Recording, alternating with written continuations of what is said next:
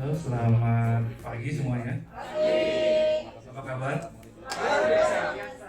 Gimana kabar dolar hari ini? Masih sama? Sama kayak kemarin atau sama kayak waktu awal-awal deposit? Masih pada. Oke, itulah market ya. Jadi pasar itu memang harus kita pahami ya. Seperti kita membangun relationship. Tahu nggak relationship? Relation itu hubungan, ship itu pesawat, kapal. Enggak sih. Jadi seperti kita memahami hubungan kalau kita sama istri kita, ya kan, sahabat, melakukan mungkin ada hubungan yang lain, gitu kan. Jadi kita juga harus memahami pasar ya. Terkadang pasar itu lebih parah dari wanita.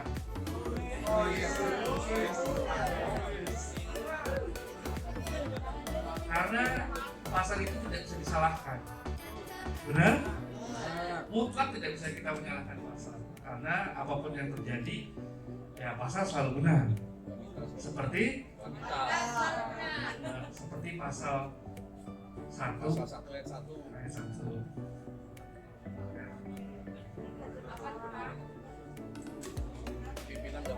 Jadi kalau misalkan pasarnya sedang bergerak turun, terus tiba-tiba kita posisinya buy, pasti secara spontan semua mengatakan, pasar nih gini nih, di sensor. Karena kata-katanya memang kan kadang-kadang makian gitu kan. Pasar tuh. Nah, tapi sebenarnya kita tidak bisa menyalahkan pasar ya, pasar ya begitu gitu. Pasar itu tidak bisa diatur, tidak bisa dimodifikasi, karena pelakunya itu berlaku secara global ya. Bahkan hedge fund manager yang besar-besar pun ketika mereka merencanakan sesuatu, merencanakan harga harus menuju ke sini ke situ, mereka juga harus berhati-hati. Antara fund manager 1 dan fund manager 2, mereka juga punya krisis kepercayaan. Ya, mereka semua sama-sama cari untung. Jadi tidak pernah ada bisa mengatur harga mata uang secara mutlak. Ya, mutlak. Kalaupun waktu George Soros dikatakan mengatur rupiah tahun 97 bisa menjatuhkan, sebenarnya itu bukan George Soros yang mengatur, tetapi dia melihat ada mekanisme pasar di Indonesia yang bisa mereka ambil untung. Ya, jadi mereka tujuannya ambil untung lah fund manager itu. Kita menyalahkan George Soros waktu 97, dia masuk Indonesia dengan berjuta-juta dolar, terus ketika Indonesia lagi krisis tiba-tiba aset dia dikeluarin dari Indonesia. Itu mekanisme pasar gitu ya. Kita nggak bisa nyalahin George Soros ya, karena mekanisme pasarnya seperti itu gitu ya. Nah, sama seperti sekarang ya, ketika ada inflasi, ini sedikit bocoran yang sensitif ya. Ketika inflasi terjadi, Amerika ingin semua dolarnya itu masuk ke dalam negerinya.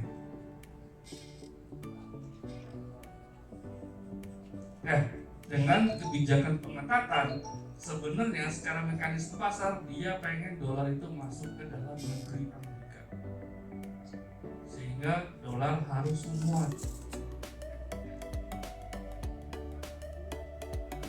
Apa yang terjadi dengan mata uang lainnya? Pada akhirnya bisa terkapar kalau mereka tidak punya devisa untuk menahan kejatuhan mata uang. Ya, beneran.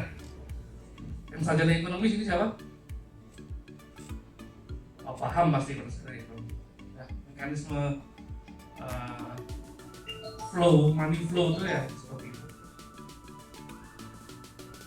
Lalu itulah juga yang terjadi pada euro kemarin. Ya, tahu nggak kenapa sih euro bisa jatuh jadi 1 euro, jadi yang tadinya 1 euro itu bisa 1,2 dolar gitu, sekarang 1 euro sama dengan 1 dolar. Kenapa? Ya mekanisme pasar. Itu mekanisme pasar. Ekonomi zona euro masih diragukan untuk bisa masuk dalam inflasi. Dari 28 negara ya, yang paling bagus itu paling cuma 4 atau 5 negara yang mereka bisa bertahan dari gelombang inflasi atau gelombang resesi nanti.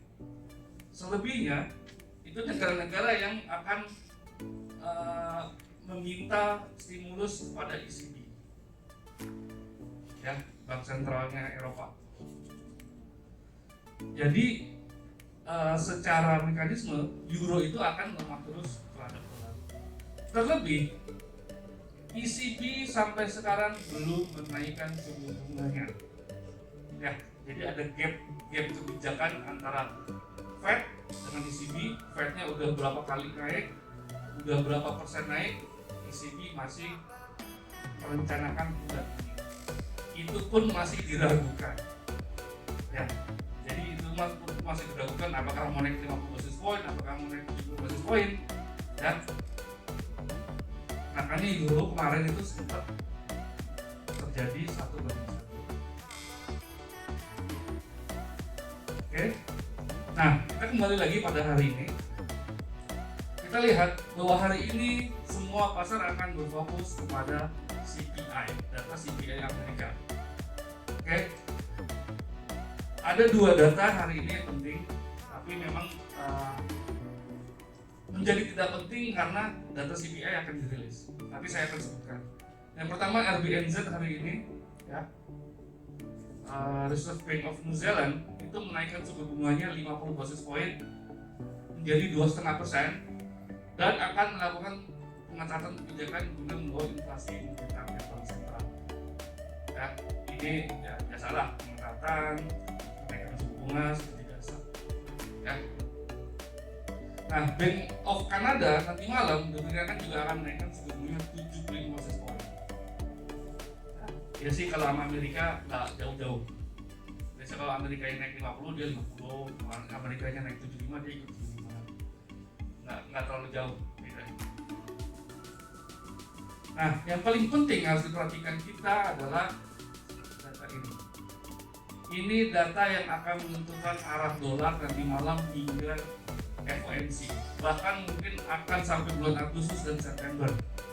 Nah, karena setelah Juli ini yang dipandang FOMC-nya adalah bulan September. Kenaikan bulan Juli loh, kenaikan bulan September. Kita lihat, ini adalah data inflasi. Ada 2, ada CPI, ada core CPI. Ya, jadi kalian harus membedakan bahwa core CPI adalah data inflasi di luar harga energi dan harga makanan. Kenapa dikeluarkan? Karena harga-harga tersebut fluktuasinya terlalu cepat dan fluktuasinya terlalu hektik atau terlalu besar. Jadi itu dikeluarkan. Ya. Tapi memang justru inilah yang menggambarkan keadaan sesungguhnya. Walaupun pasar modal atau pasar uang seperti kita trader itu memandangnya justru ya CPI. Kalau ini sih buat ekonom, buat kebijakan mereka bisa ini. Nah, kita lihat mom ini ada yang tahu apa? Mom? Ibu? Bukan. Mom itu month on month, jadi bulan, secara bulanan. Ya. Itu diperkirakan 1,1% dan prediksi 1,0%. Ya. Jadi kalau ada dampaknya nanti saya bilang. Lalu YOY apa? Yoi. Yoi. Ini secara tahunan. Nah, kebanyakan reaksi pasar kemarin justru respon yang ini, ya, respon yang secara tahunan dia tetap berada di angka rekor. Ya, kalau kalian lihat 8,3 terus naik 8,5, ternyata terakhir 8,6 masih naik tuh. Padahal bulan Maret udah diperkirakan akan turun karena ada kenaikan suku bunga. Ternyata masih rekor-rekor terus. Nah, disitulah kredibilitas Fed dipertanyakan. Jadi padahal dia udah naikin suku bunga, ternyata inflasinya masih naik. Ya. Makanya di bulan kemarin dia ngamuk 70 basis point langsung naik. Nah, nanti malam kalau angka ini masih di atas dia, di atas rekor atau mencapai rekor lagi, apa yang terjadi?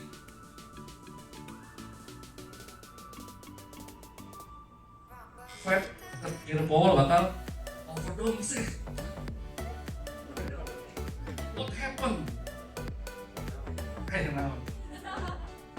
Jadi apa sih yang terjadi gitu kan? Enggak sih, maksudnya kan kita udah tahu, cuman kok kita udah naikin 70 basis point masih aja inflasi naik. Ya. Justru nanti akan datang lagi pertanyaan, Powell tuh bisa nggak sih pimpin Fed? Fed bisa nggak sih ngendalin ekonomi? Wah, itu udah bahaya tuh. Pertanyaan itu muncul dari ekonom, dari pelaku pasar, itu bahaya. Ya. Jadi kalau dia di atasnya, masih di atasnya 8,6, ya diperkirakan 8,8, ada juga yang memperkirakan 8,9. Ya. Nah, kalau di atasnya ini, dua ini, ya mau nggak mau Fed 70 basis point atau bisa lebih tinggi. Ya. Karena memang langkah 70 basis point yang kemarin digadang-gadang itu sudah paling besar, belum bisa menahan inflasi. Berikutnya yang kalau CPI sama, ya, pembacaannya sama, tapi dia akan lebih rendah, ya, karena ini mengeluarkan harga minyak, Nah, yang harus teman-teman sini perhatikan, yang harus saya nggak bocorin, tapi kalian coba lihat kondisi rilis CPI bulan lalu yang 8,6, harga minyak ada di angka berapa dibandingkan nanti malam harga minyak di angka berapa. Nah, kalau pelaporan itu seperti itu. Lalu memang kita tidak tahu asumsi Fed harga minyak di angka berapa supaya dia bisa mengendalikan. Ya. Yang pasti kenaikan, kalau kita lihat kenaikan harga minyak dari tahun lalu ke tahun sekarang, ya, tahun lalu itu ada di bawah 100. Jadi kalau perhitungan pembuat kebijakan menggunakan asumsi angka fiskal, kebijakan fiskal itu sekitar akhir Maret, awal April, itu mereka sudah buat asumsi-asumsi, ya, harga minyak sekian, ekonomi akan begini, harga minyak sekian, ekonomi akan seperti ini. Mereka sudah buat itu. Ya. Nah, dibandingkan teman-teman bandingkan posisi harga minyak ada di berapa. Seandainya nih, ini kita hitung-hitungan ekonom amatir. Ekonom amatir. Kalau waktu 8,6 harga minyak futures itu ada di 100 berapa kan? 120 kan? 128. 120, 128. Sekarang ada di 103. Apakah harga CPI ini akan ada di atas 8,6? Kalau perhitungannya simpel seperti apa yang kita pikirkan sekarang, ya, apakah dia akan berada di atas angka 8,6? Atau ketika nanti malam harga minyak itu jatuh ke angka 100 atau kemarin sempat di bawah 100,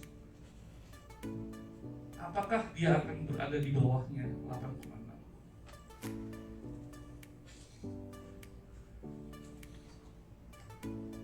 prediksi saya kalau dia dirilis di bawah 8,2, semuanya di bawah dolar jual. Tapi kalau dia tetap berada di atas angka ini, ya mau nggak mau, kemungkinan emas akan jatuh di bawah 1.700. Jadi buat teman-teman yang punya buy, siap-siap entah mau tambah dana, ya. Soalnya nanti malam pasti dealing akan agak sibuk. Ini udah di warning dari sekarang, ada CPI yang bikin fluktuasi harga. Nah, jadi dicek masing-masing, kalau nggak kuat bisa di lock atau tambah dana. Ya. Ada yang masih punya posisi floating buy? Bukan lock ya? Bukan lock. Oh ada? Oh kalau ini sih nggak jauh-jauh ini. Masih 17.50-an, 17.60 kan? Oh 18 berarti udah bulan lalu itu. Ya mungkin kalau misalkan angka CPI itu ada di atas, masih kena rekor ya, masih mencapai rekor, mungkin emas akan bilang see you next year. 1.800 oke tahun depan ya.